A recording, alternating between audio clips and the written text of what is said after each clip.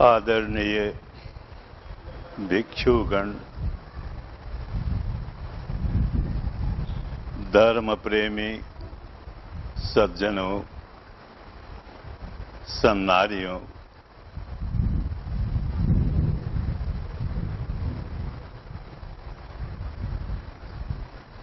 इस atomic research के प्रांगण में आओ।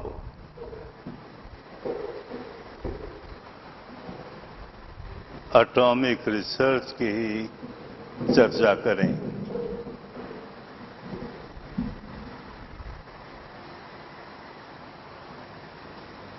पच्चीस सौ वर्ष पहले भारत में एक ऐसा वैज्ञानिक हुआ, उसने जो एटॉमिक रिसर्च किया वो अद्भुत था, बड़ा कल्याणकारी था।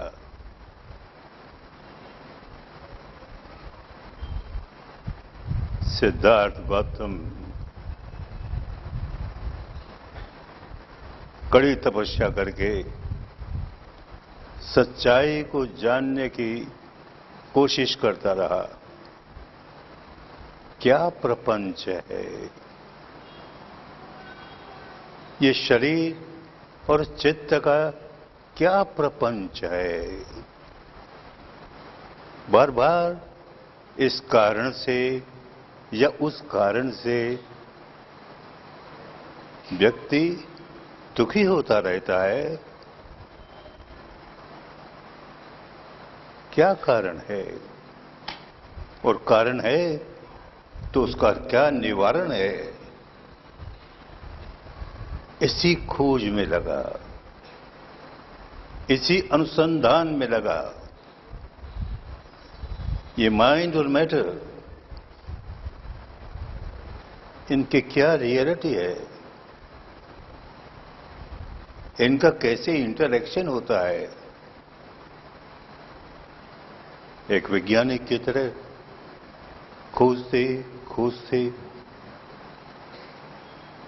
किन गहराइयों पर पहुंच गया? अपने भीतर का ही नहीं, सारे संसार का रहस्य खुल गया। ये सारा क्या प्रपंच है?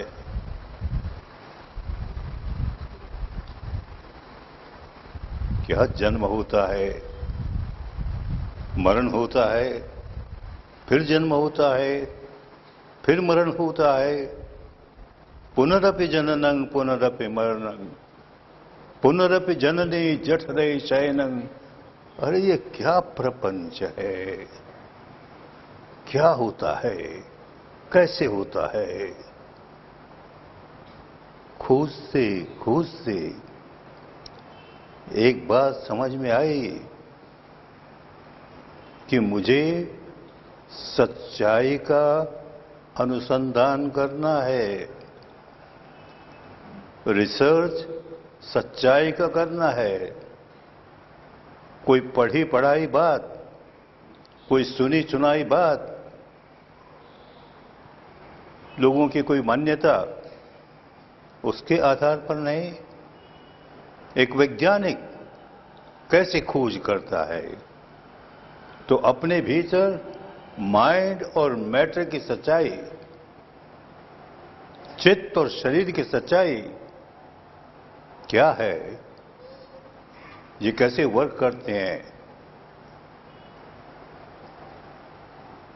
कैसे व्याकुल बनाते हैं? और कैसे व्याकुलता से निकला जाता है? खोज करते करते करते खूब समझ में आया, खूब समझ में आया।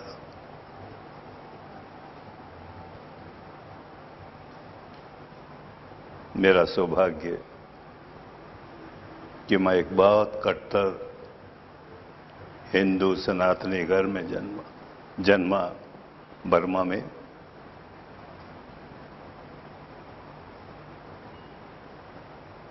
वहीं उसी वातावरण में पला। दुर्भाग्य से एक बड़ा भयंकर रोग लग गया, माइग्रेन का रोग। हर 15वें दिन अटैक आए, इतना भयंकर, डॉक्टरों के पास कोई इलाज नहीं, मोर्फिया देवे। होते होते 2-4 वर्षों में कहने लगे अब तो जब अटैक आता है तब मोर्फिया देते हैं, आगे जाकर तो तुम्हें रोज मोर्फिया लेनी पड़ेगी, मोर्फिया एडिक्ट हो जाओगे। अरे तुम बार बार अपने व्यापार धंधे के लिए दुनिया का चक्कर लगाते हो, इस बार जाओ तो व्यापार को भूलना। हम जानते हैं कि दुनिया का कोई डॉक्टर जिस प्रकार के माइग्रेन तुम्हें है उसका कहीं कोई इलाज नहीं, पर मोर्फिया से छुटकारा दिला देंगे। उनके पास कोई न कोई पेन किलर होगा जो मोर्फिया छुड़वा देगा। उनकी बात सुनकर के घबराया कि मैं कहीं मोर्फिया एडिक्ट न हो जाऊं, तो गया।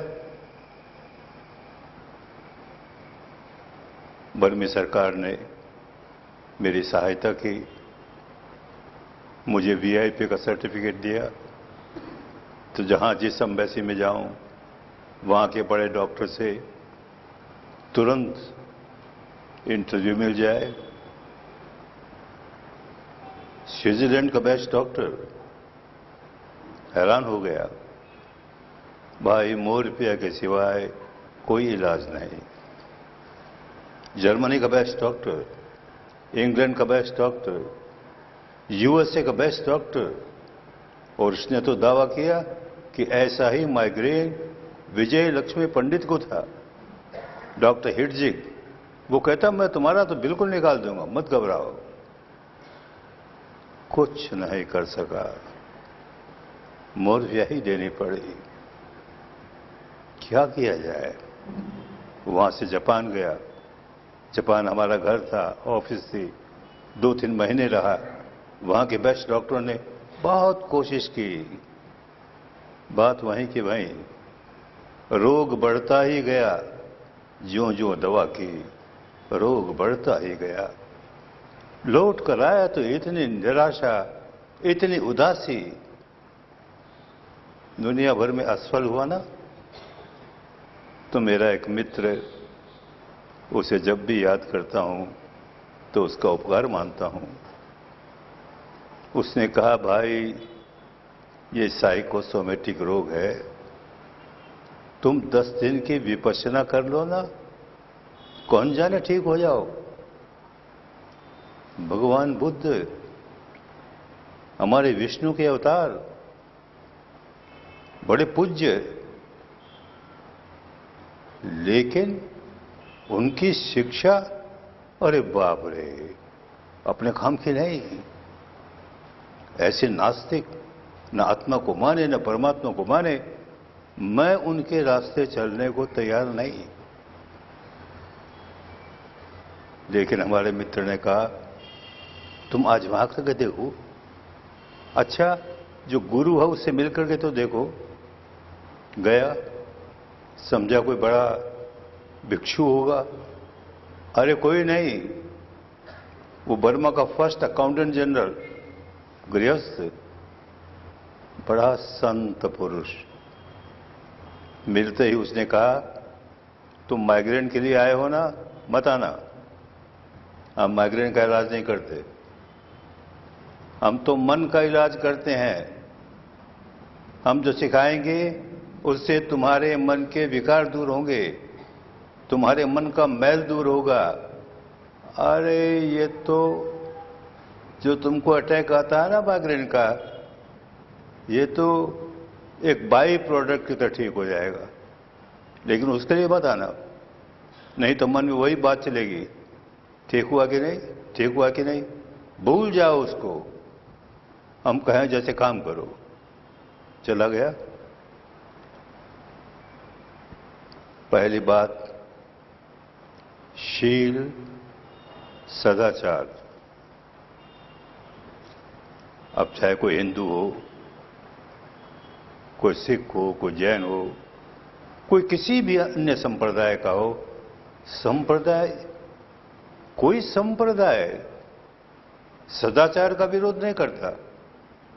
तो आप सदाचार सिखाओगे, बड़ी अच्छी बात, हम स्वीकार करते हैं। 3 दिन सदाचार सिखाया, फिर मुस्कुराए। ये तो तुम कुछ कुछ पहले भी पालन करते थे। हत्या नहीं करनी, चोरी नहीं करनी, झूठ नहीं बोलना, व्यभिचार नहीं करना, इत्यादि इत्यादि पहले भी करते थे। लेकिन ये शरीर और वाणी, केवल शरीर और वाणी से ही कोई आदमी सदाचारी बन जाए तो सदाचारी नहीं हुआ। बुद्ध कहते हैं वो सदाचारी नहीं है जब तक मन भी सदाचार में दृढ़ न हो। अरे शरीर और वाणी क्या है? मन के ही तो कर्म है। ये उस वैज्ञानिक ने खोज निकाला। मनोपबंगमा धम्मा, मनोसेठा मनोमया। जो कुछ हो रहा है सब मनोमय है। पहले मन जागता है, उसके बाद वाणी और शरीर से कोई दुष्कर्म या कोई सत्कर्म होता है।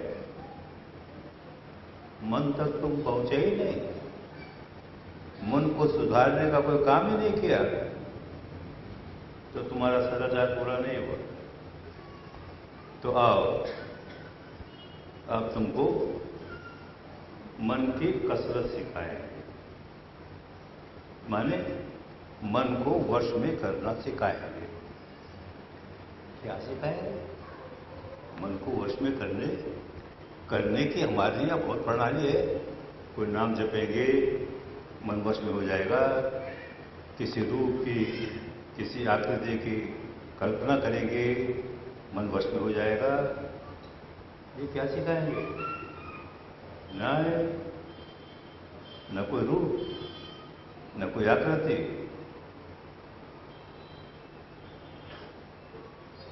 कोई वर्बलाइजेशन नहीं।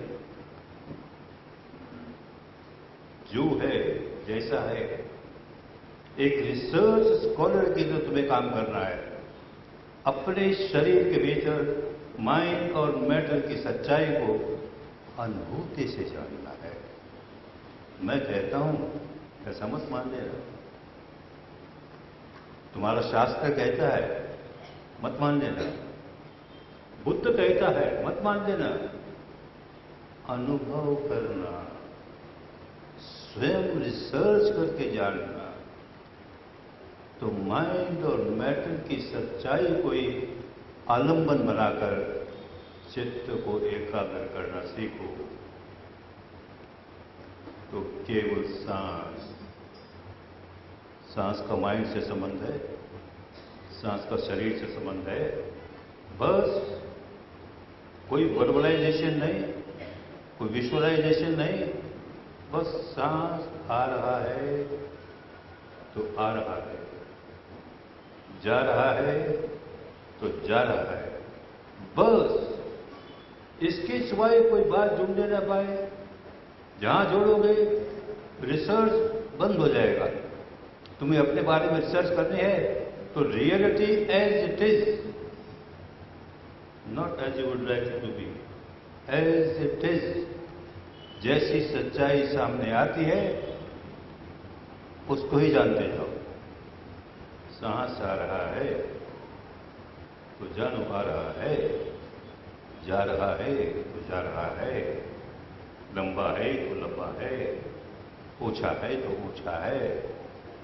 बाईं नासिका से गुजरता है तो बाईं से, दाहिनी से गुजरता है तो दाहिनी से, दोनों से गुजरता है। कुछ मत बदलो। जो होता है जो सच्चाई प्रकट होती है उसके सहारे सहारे चलो। एक दिन, 2 दिन, 3 दिन, ये समाधि का अभ्यास, पहले शील सदाचार का अभ्यास, अब समाधि का अभ्यास। तो हमारे गुरु ने कहा जब उनसे मिलने गए, ये ऊपर ऊपर से मन को एकाग्र कर लेना अच्छा है, समाधियों से होता है, मन एकाग्र हो जाता है। और जो मन एकाग्र हुआ तो थोड़ा निर्मल भी हो जाता है, शांत भी हो जाता है। लेकिन पूरी बात नहीं, तुमने पूरी बात नहीं जानी। रुक मत जाना, मन के भीतर टुकड़े करते करते, टुकड़े करते करते गहराइयों तक जाना है। तो समाधि गहराइयों तक ले जाते प्रज्ञा जगाती है। मैंने गीता का बहुत पाठ किया, लोगों में प्रवचन भी करता था। स्थित प्रज्ञ से क्या भाषा, स्थित प्रज्ञ कैसा होता है, कैसा होता है। अरे भी राग भय क्रोध, बातें तो बड़ी अच्छी अच्छी, लेकिन मेरे में तो स्थित प्रज्ञता का नाम निशान नहीं। इतना क्रोध, इतनी वासना, इतना अहंकार। तो तुलसी के पद याद आते थे, काम क्रोध मद लोभ की जब लग मन में खान, कब लग। तुलसी 100 पंडित मूर्ख समान, दोनों एक से। जब तक के विकार मन में है तो अपने को पंडित गए, मूर्ख गए, कोई फर्क नहीं है। तो विकार कैसे निकले? इस वैज्ञानिक ने ये सिखाया, प्रज्ञा 3 तरह की होती है। एक श्रुत प्रज्ञा, कोई समझाए प्रज्ञा ऐसी होती है, प्रज्ञा ऐसी होती है, मैंने सुन ली, बड़ा अच्छा लगा। अरे प्रज्ञा क्या कहना, प्रज्ञा के क्या कहने, तो सुना भाई, तुम्हें अनुभव तो नहीं हुआ ना। तो इसके आगे चिंतनमयी प्रज्ञा। अब जो सुना उसको चिंतन करता है, मनन करता है, ऐसी होती है प्रज्ञा, ऐसी होती है प्रज्ञा। और उसका पालन करने से ऐसा फल आता है, ऐसा फल आता है। चिंतनमयी प्रज्ञा।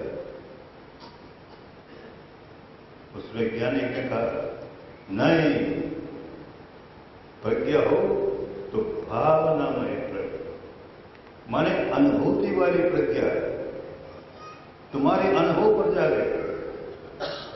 जो ज्ञान तुम्हारे अनुभव पर जागता है वो तुम्हारा ज्ञान है।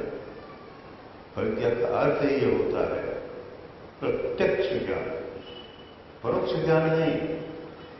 किसी अन्य का ज्ञान हमने सुना और मान लिया, बड़ी श्रद्धा जगाई, उस पर चिंतन मत नहीं कर लिया, कुछ नहीं मिला। ऊपर ऊपर के मानस में एक खिलवाड़ हो गया। अपना ज्ञान, प्रत्यक्ष ज्ञान, वो क्या करे, कैसे करे? तो उस साइंटिस्ट का तरीका, इस शरीर और चित्त को जैसा है वैसा है, सिर से पांव तक जैसा है वैसा है, यथाभूत, यथाकृत नहीं, यथा आरोपित नहीं, यथा चिंतित नहीं, ऐसा है। जो अनुभव हो रहा है सिर से पांव तक, पांव से सिर तक, जो अनुभव हो रहा है, और अनुभव तो होने ही लगता है। महान वैज्ञानिक का काम शुरू हुआ।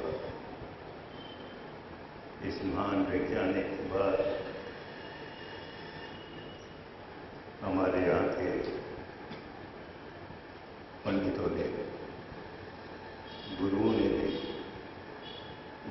नानक देव जी ने बर्मा में जाकर सीखी और कहते हैं जैसा है वैसा है, था पिया न जाए वो गीता न होई, आपो आप निरंजन सोई।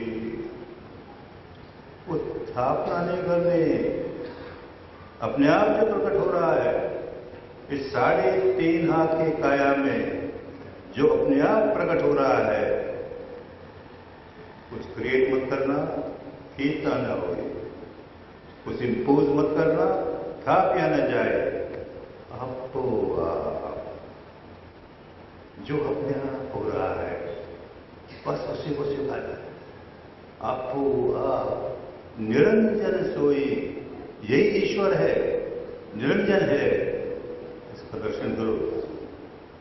गुरुदेव नानक देव जी कहते हैं उस समय पका नहीं था, वो विपश्यना सिखा नहीं पाए, पर खुद तो बहुत बड़ी विपश्यना के योगी थे। इस वाणी से स्पष्ट मालूम होता है जो हो रहा है, जैसा हो रहा है, बस उतना ही जानो। एक रिसर्च साइंटिस्ट सच्चाई पर अपने ओर से आरोपित नहीं करता, सच्चाई को देखता है, जैसा है वैसा है, कुछ क्रिएट नहीं करता, कुछ इंपोज नहीं करता, और गहराइयों तक तो प्रज्ञा सिखाते सिखाते गहराइयों तक सच्चाइयों को जानो, गहराइयों तक जानते जानते तो सारा रहस्य खुल गया। किम सचियारा होवे, किम सचियारा होवे, किम कूड़े टुट्टे पार, हुकुम रजाई चलना नानक लिखिया नार। सच्चाई को देखते देखते, सच्चाई को देखते देखते, किम सचियारा होवे, जहां कुछ इंपोज किया तो सच्चाई नहीं है, कुछ क्रिएट किया सच्चाई नहीं है, जो सचमुच हो रहा है उसको देखते देखते बात समझ में आएगी। हुकुम रजाए चलना, अरे इस प्रकृति का, इस नेचर का, और कहना चाहो तो इस ईश्वर का क्या हुक्म है, उसकी क्या रजा है, उसी के अनुसार चलो। ये खोज की उस साइंटिस्ट ने, क्या हुक्म है, क्या रजा है, क्या लॉ ऑफ नेचर है, अनुभूति से जानो। अंदर देखते देखते देखते मालूम होने लगेगा कि सारा शरीर नन्हे नन्हे परमाणुओं से बना है, नन्हे नन्हे परमाणु, इतने छोटे कि आंखों से देखे नहीं जा सके, इतने छोटे समूह का समूह परमाणुओं का। उन दिनों की भाषा में उसे कलाप कहा, कलापों का समूह, कलापों का समूह।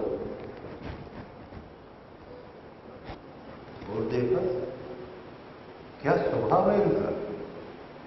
उत्पाद बजहम में लोग उत्पाद होते हैं, नष्ट हो जाते हैं, उत्पाद होते हैं, व्यय हो जाते हैं। हर कला नन्ना से नन्ना एटम सॉलिड नहीं है। ये साइंटिस्ट से देख रहा है, उत्पन्न होता है, नष्ट होता है। उत्पाद वय दमिनो, लहराता है, लहरें ही लहरें, लहरें ही लहरें, सारे शरीर में लहरें ही लहरें, कहीं ठोस बना नहीं। एपरेंट ट्रुथ तो ऐसे ही लगता है कि हमारा शरीर बड़ा ठोस है, ये देखो हाथ ठोस है, पांव ठोस है, और सिर तो बहुत ठोस है। ठोस बने का नामो निशान नहीं। नन्ही नन्ही तरंगे सारे शरीर में, नन्ही नन्ही तरंगे, उत्पाद वे उत्पन्न होता है, नष्ट होता है, उत्पन्न होता है, नष्ट होता है।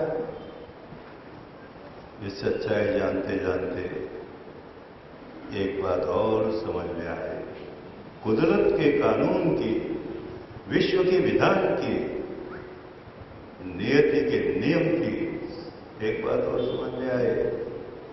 ये जो खराब है, माइंड और मैटर का कॉम्बिनेशन है, अरे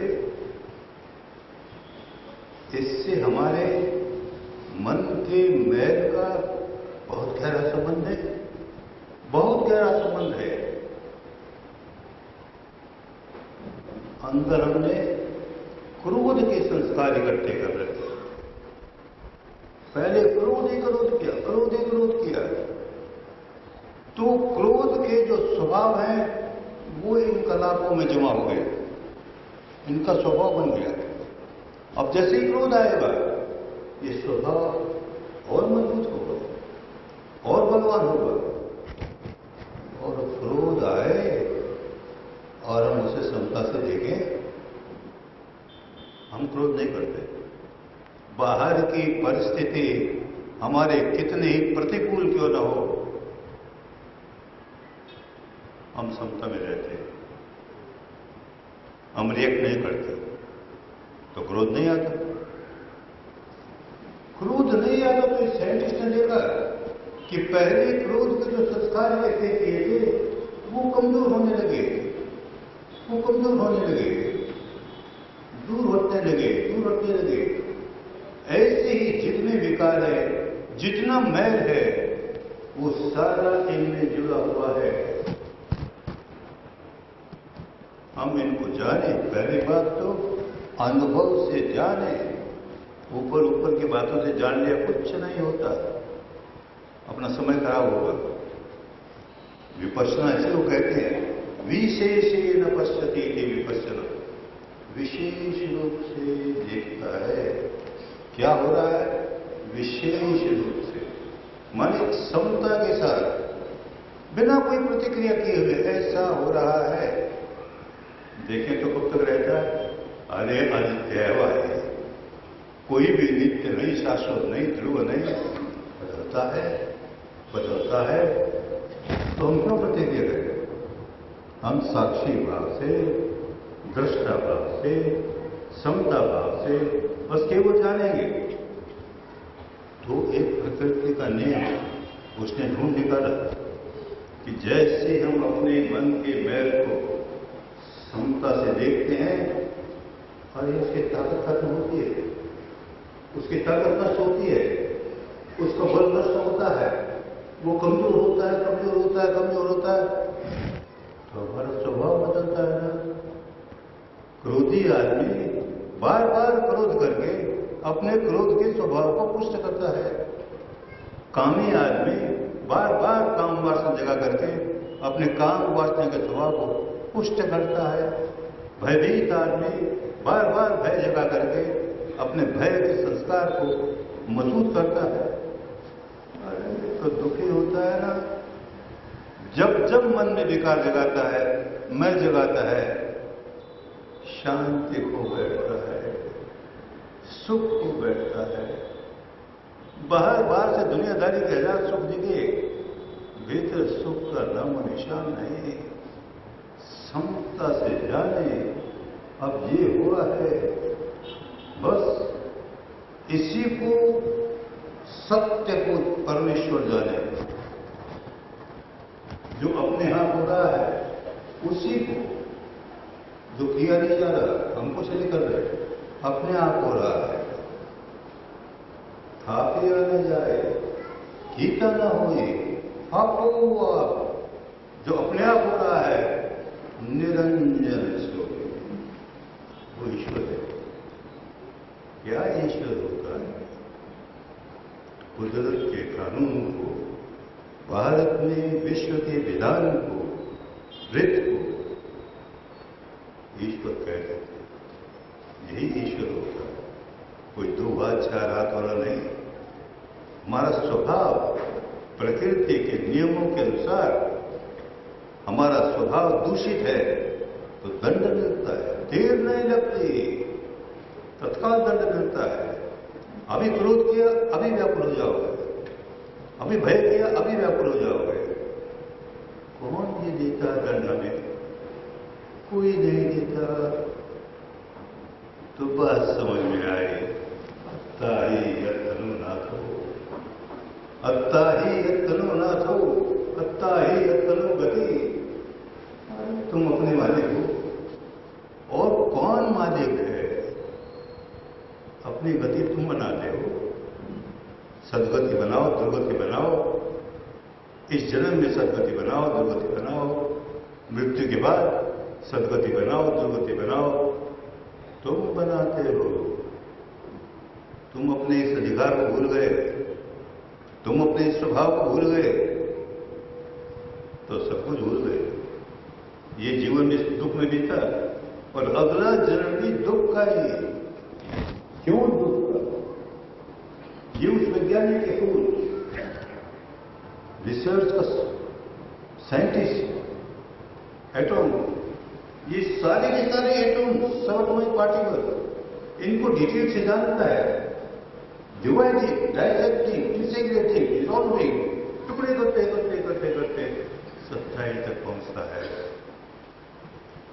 तो जैसे प्रज्ञा, श्रुतमयी प्रज्ञा, चिंतनमयी प्रज्ञा, वैसे भावनामयी प्रज्ञा, अपनी अनुभूति से जो प्रज्ञा जागे वो प्रज्ञा, और प्रज्ञा नहीं।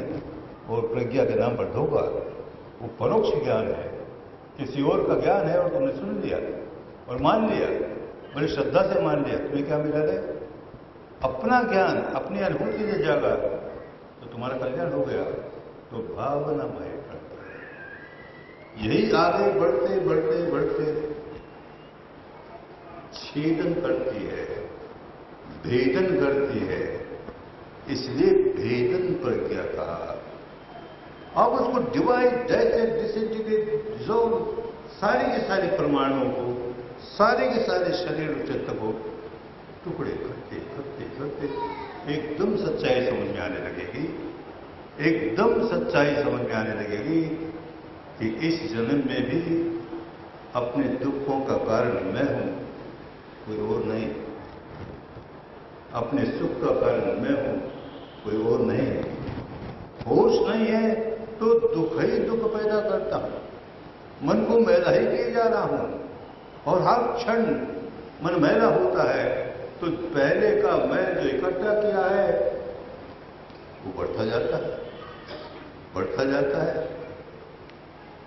नई नया मैल चढ़ाऊं और समता से जानूं, एक मैल है, क्रोध है ना, मैल है, द्वेष है ना, मैल है, वासना जागी ना, मैल है, भय जागा ना, मैं बस जान लिया। जान लिया तो उसकी ताकत खत्म हो गई। कहां तो उसका वर्धीकरण हो रहा है, अब उसका दुर्बलीकरण होने लगा, दुर्बल होने लगा, दुर्बल होने लगा, होते होते नष्ट हो जाता है। उस वैज्ञानिक ने ये भी देखा, वैज्ञानिक है, किताबों की लिखी हुई बात को नहीं मानता, परंपरागत मान्यता को नहीं मानता, अनुभूति से जानता है और उसी को मानता है और लोगों को वही सिखाता है। हमारे गुरुदेव ने भी यही कहा, मैं जो कहता हूं मत मान लेना, अपनी अनुभूति से जानो। और तब क्यों सिर दर्द होता रहे? भीतर से कोई मैं जागा ना, मन व्याकुल हुआ ना, टेंशन आई ना, तनाव आया ना, तो सिर दर्द आया ना। अरे जैसे मन में मैल आए, मैल आया, बस इस सच्चाई को जानो।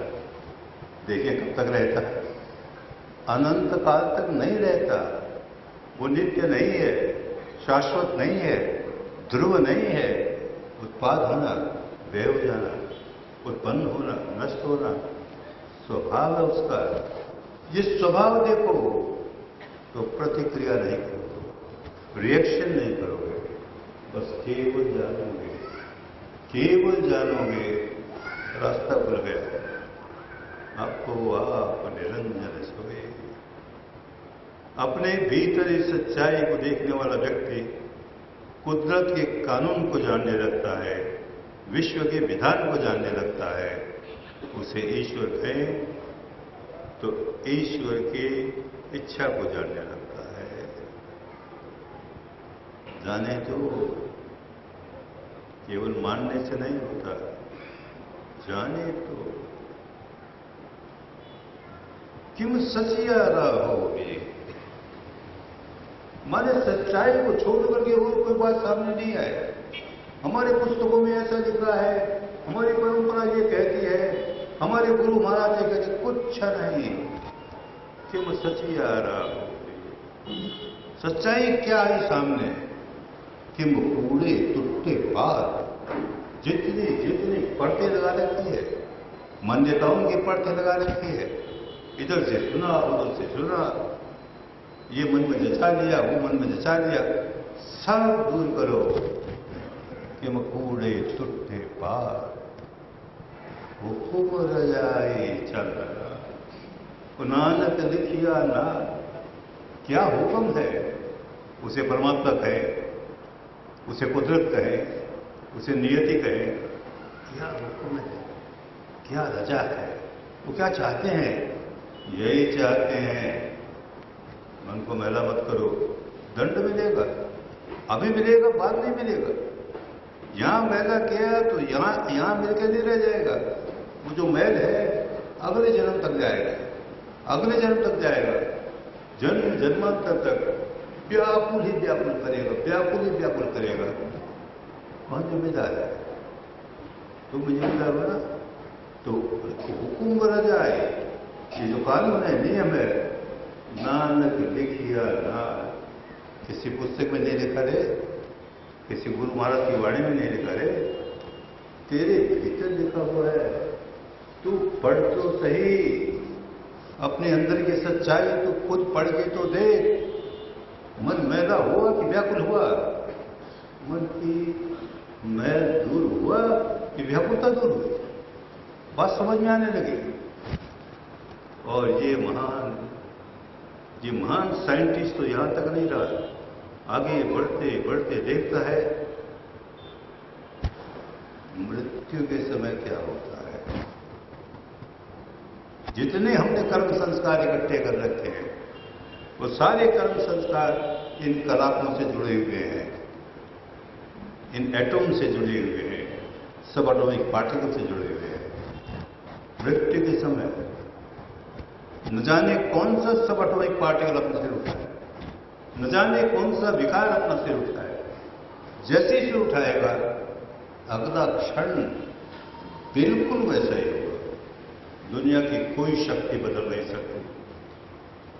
मेरे भीतर विकार जागा है, तो ऐसा विकार जागा है जो नया जन्म अधोगति का देगा, नीचे की गति का देगा, दुखों की गति का देगा।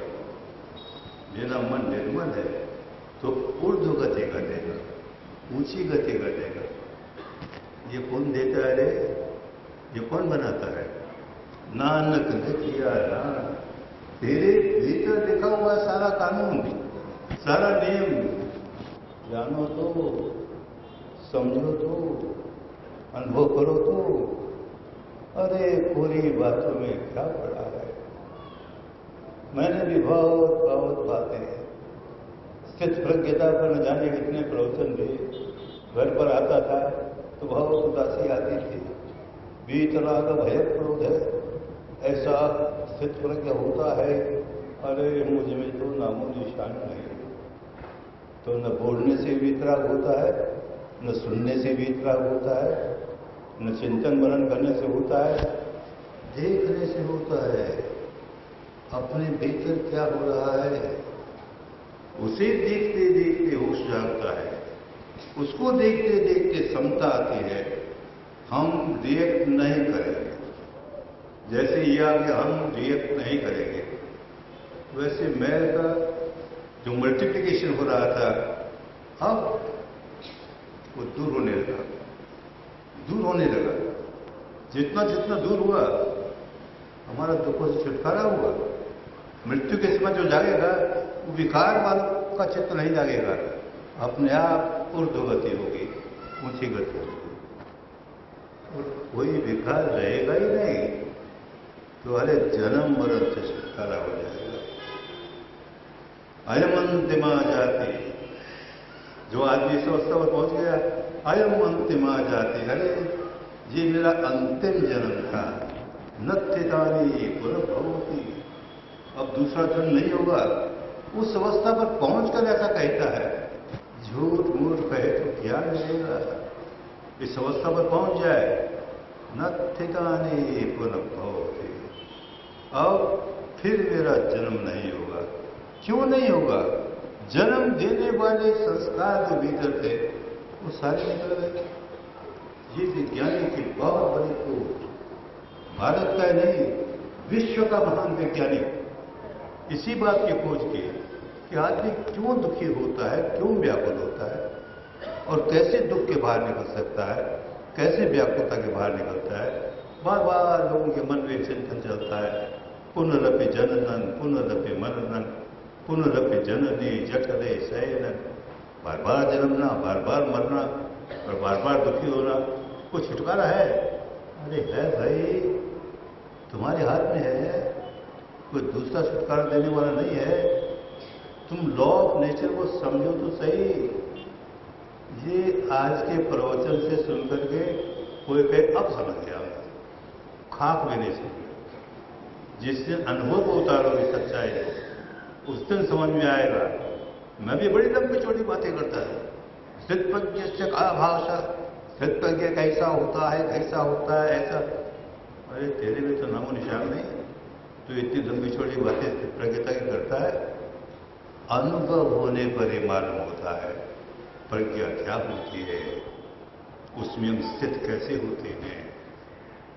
बिना अनुभव के कोई व्यक्ति साधना करे तो ऊपरी ऊपरी साधना, ऊपरी ऊपरी चित्त को निर्मल कर देना है। भीतर तो विकारों का कुंज है, वैसा तो वैसा। हमारे गुरु ने कहा कि तुमको खाली ऊपर ऊपर के चित्त को शुद्ध करना है तो कोई साधना नहीं, केवल नाम जपो तो भी मन एकाग्र हो जाएगा, ऊपर ऊपर से शांत हो जाएगा, निर्मल हो जाएगा। किसी कल्पना का ध्यान करो, किसी मान्यता का ध्यान करो, करते जाओ करते जाओ करते जाओ, मन शांत हो जाएगा, एकाग्र हो जाएगा, अंश निर्मल भी हो जाएगा। कौन सा चित्त? ये कॉन्शियस माइंड, ऊपर ऊपर का चित्त। भीतर का चित्त तो वैसे विकारों से भरा हुआ है। जब वो सिर उठाएंगे तो ऊपर की सारी निर्मल कर जाएगी, दूर रह जाएगी। मुझे विश्वामित्र याद आया, कितने बड़े तपस्वी, पर मेनका को देखते ही सारी तपस्या धरी रह गई। पराशर याद आए, नौका चलाने वाले खूबसूरत लड़के को देख करके होश खो बैठे।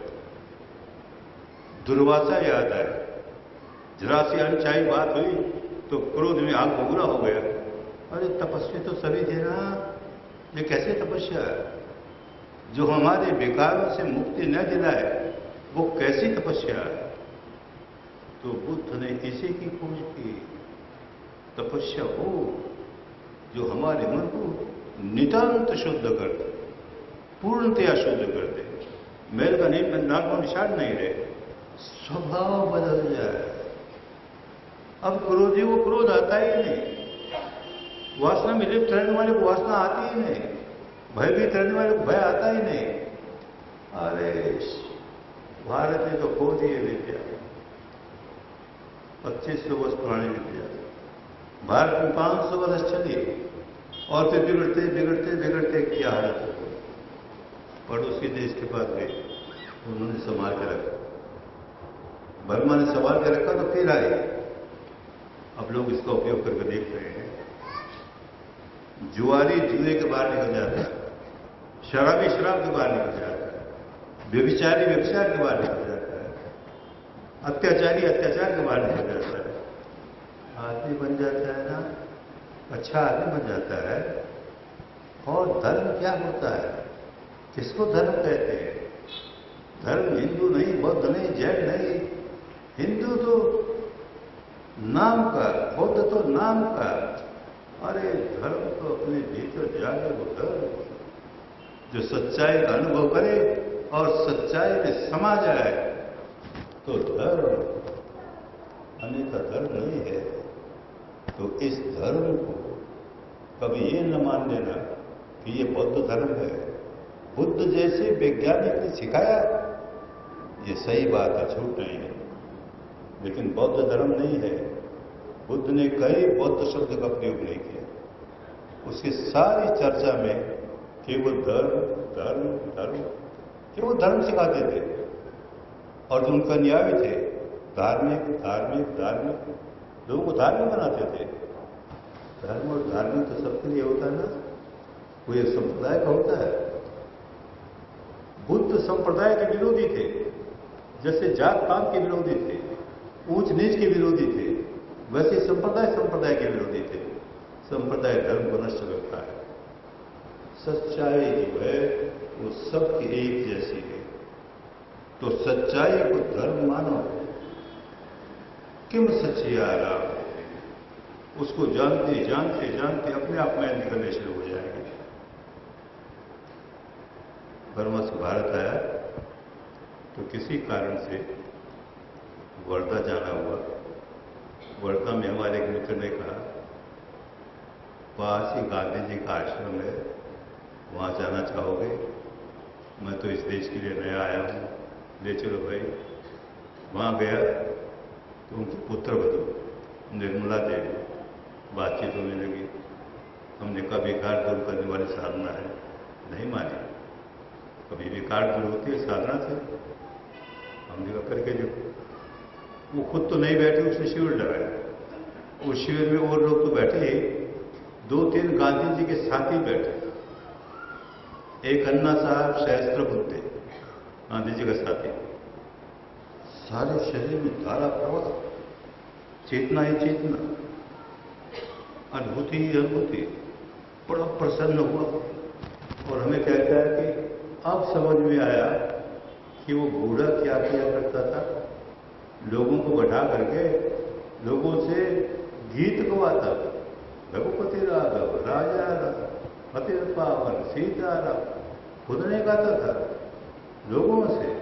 और ताली पीटे, लोग ताली पीटे, वो चुपचाप बैठा है। हम लोगों से रहा नहीं गया। एक दिन पूछ लिया, गांधी बाबा आप क्यों नहीं गाते, आप ताली क्यों नहीं पाड़ते? तो भाई क्या करूं, मैं तो ईश्वर का दर्शन करता हूं। तो हम चौंके, कैसे ईश्वर का दर्शन करता है आदमी? कैसे ईश्वर? कहता सारे शरीर में चेतना का प्रवाह चलता है, सच्चाई है। उस सच्चाई को ईश्वर मान करके उसी का दर्शन करता हूं तो मन शांत रहता है, मन में विकार नहीं जाता। अरे भारत की पुरातन विद्या हमने कहाँ खो बैठे, साधना के नाम पर कहाँ उलझ गए। किसी की निंदा नहीं करते, पर कहते करके देखो। मैंने भी करके देखा तो समझ में आया, अन्यथा समझ में नहीं आता। बाबा साहब के नानक देव जी की जो बाणी बिल्कुल समझ में नहीं आती, किया तो समझ में आया। क्या न जाए कितना न हो गई, आप निरंजन सोए। जो अपने आप होता है वही ईश्वर है, उसी ईश्वर को देखो। अरे इसी ईश्वर को, इसी सच्चाई को गांधी जी देखते थे और कहते हैं ट्रुथ इज गॉड। हमने जान लिया ट्रुथ इज गॉड, सत्य ही ईश्वर है। हर एक आदमी जान सकता है, इसमें कोई बहुत बड़े करामात की बात नहीं है, बहुत बड़ी मेहनत की बात नहीं है। फिर भी काम तो करना होता है। कोई समझेगी कि वो जिस तरह के प्रवचन सुन लिए और बस अब तो बड़ा ज्ञानी हो गया, मुझे प्रज्ञा जाग गई, अब तो मैं मुक्त हो गया सारे विकारों से। अरे नहीं बाबा नहीं, ये धोखे में नहीं रहना। अपने जीवन के 10 दिन देने होते। यहाँ आए हो ना और मुझसे प्रवचन कराया है तो प्रवचन की फीस देनी होगी ना। बिना फीस दिए कौन प्रवचन करेगा? तो हम भी फीस मांगते हैं। तो क्या फीस दोगे? अरे अपने जीवन के 10 दिन दो हमें, यही फीस है। दो अपने जीवन के 10 दिन और देखो कितना कल्याण, कितना कल्याण। दुनिया के कोने कोने में उपासना कर गई। भारत के इस महान साइंटिस्ट ने इतना बड़ा काम किया कि केवल भारत के लोगों को कल्याण नहीं हुआ, सारे विश्व के लोगों को कल्याण हो गया। सारे संप्रदाय के, हिंदू हो, बौद्ध हो, क्रिश्चियन हो, मुस्लिम हो, ईसाई हो, संसार का कोई ऐसा संप्रदाय नहीं जिसके लोग विपश्यना में न बैठे, जिनके गुरु विपश्यना में न बैठे, और परिणाम से वही मिलता है। तो भाई, भारत के रहने वाले हो और रिसर्च को इतना महत्व देते हो, तो जरा अपने भीतर भी रिसर्च करके देखो। ये एटॉमिक रिसर्च कल्याणकारी, और रिसर्च करते हो बहुत कल्याणकारी, देश की सुरक्षा के लिए बहुत कल्याणकारी, और हम पर हमला न कर दे, इसलिए हमको रिसर्च करनी चाहिए, एटॉमिक रिसर्च करनी चाहिए, बिल्कुल ठीक। पर अपने लिए भी तो करे, हम पर कोई बेकार आक्रमण न कर दे। हम इतने निहत्ते, कोई हम पर आक्रमण कर दे और हम पागलों में तो सहते रहे, जो खाया तो सहते रहे। भाई हमारे कर्मों का है, हमारे अरे तो कर्म तूने बनाए ना, किसने बनाए? तू अपने कर्मों को सुधार सकता है, देख सुधारने की ये विद्या है। बस इतना होश आ जाए तो समझो बड़ा कल्याण हो गया, बड़ा कल्याण हो गया। जो जो आज के धर्म सभा में आए, जो भी आए, सबका खूब मंगल हो, खूब कल्याण हो, स्वस्थ हो, मुक्ति हो। भवतु सर्व मंगलम, भवतु सर्व मंगलम, भवतु सर्व मंगलम।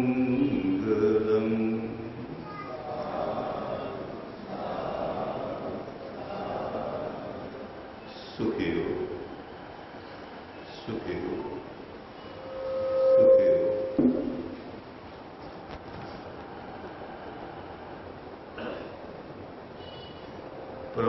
प्रवचन न रह जाए, लोक कल्याण का कारण बने, तो हमारे समय का सदुपयोग हो और आप सबके समय का भी सदुपयोग हो। निकाले 10 दिन, यही भिक्षा मांगते हैं हम सबसे, अपने जीवन के 10 दिन अपने भले के लिए अर्पित करो, अपने मंगल के अर्पित करो, औरों के भले के लिए, औरों के मंगल के लिए अर्पित करो, अर्पित करो। गुरु जी कुछ प्रश्न है? प्रश्न है? मैंने समझा वो समझा दिया। अच्छी बात, प्रश्न सुनाओ। क्या प्रश्न है? पढ़ो पढ़ो पढ़ो पढ़ो, क्या प्रश्न है? राम भक्तों को विपश्यना कैसे काम आएगी? अरे सबके काम आएगी। मैं बड़ा राम भक्त, राम के प्रति मन में इतनी श्रद्धा, इतनी श्रद्धा। राम जैसा कोई राजा नहीं हुआ। राम और भरत की कहानी पढ़ता हूं तो मन अब भी हृदय से भर उठता है, कैसे भाई। राजीव लोचन राम चले, तज बाप का राज बटाओ की नाई। जैसे कोई पट को देखने वाला आता है, ऐसे अयोध्या देख ली, अब चल पड़ा। राजीव लोचन राम चले, तज बाप का राज बटाओ की नाई। ऐसा कोई होगा, बाप ने कह दिया छोड़, उसको राज नहीं मिला, चला गया।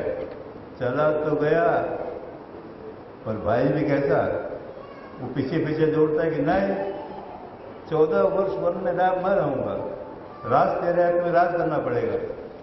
दुनिया के 2 भाई आपस में लड़ रहे हैं, तू राज कर, तू राज कर। अरे दुनिया में ऐसी कोई मिसाल नहीं मिलेगी।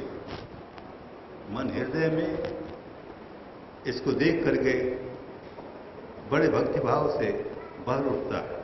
पर ऐसा होना चाहिए ना, केवल बात से कैसे बात बनेगी? वो आना चाहिए, त्याग का भाव आना चाहिए। और क्या प्रश्न है? क्या बुद्ध राम के अवतार है? किसके अवतार थे? अपने कर्मों के अवतार थे। हर व्यक्ति अपने कर्मों का अवतार होता है। ये तो पीछे से उनके नाम के पीछे एक पूछड़ी लगा दी कि वो विष्णु के अवतार थे। अरे काय का अवतार थे? अपने आप एक वैज्ञानिक की तरह खोज करते करते करते मुक्त अवस्था तक पहुंचे। किसके अवतार थे? ये झूठी बातें फैलाई गई। सांस और आत्मा में क्या अंतर है ना? सांस और आत्मा। देखो तो जान जाओगे। केवल हमारे कहने से क्या होगा? आत्मा आत्मा आत्मा देखो तो कौन सी आत्मा है, कहाँ है, किस प्रकार की है, देखते देखते सारा रहस्य भूल जाएगा। देखोगे तब अपने मन पर किसी मान्यता की छाप लेकर चलोगे तो नहीं देख पाओगे। कोई छाप नहीं, छाप या न जाए, केता न होई। अपने आप जो आता उसको देखो, सब रहस्य भूल जाएगा।